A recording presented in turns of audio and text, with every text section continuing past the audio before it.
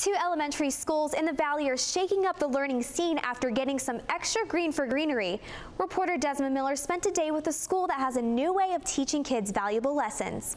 School's back in session, but it's time for these students to leave the classroom, drop the books, and pick up a tool instead.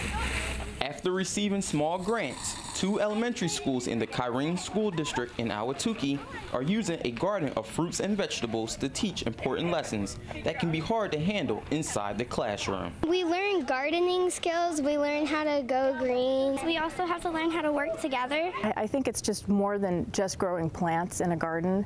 It teaches responsibility.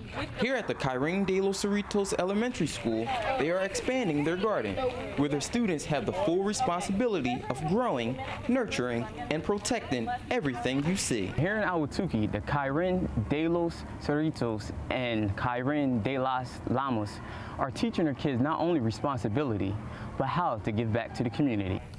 The biggest lesson taught here is charity, because everything you see is donated to the Kyrene Family Resource Center, which gives the food to the homeless and families in need. We are learning how important it is to give things to families in need. Although the children are learning valuable lessons, they also realize that hard work and community service doesn't have to be a drag. It's really cool because one day it's an itty bitty baby seed, and then the next, in a couple weeks, it's a watermelon. And if the grant takes root, the important life lessons will continue to grow along with the children. In Ahwatukee, Desmond Miller, Cronkite News. These students will continue to make a difference and have fun in the process. The grant that they received is set to last for another year and a half.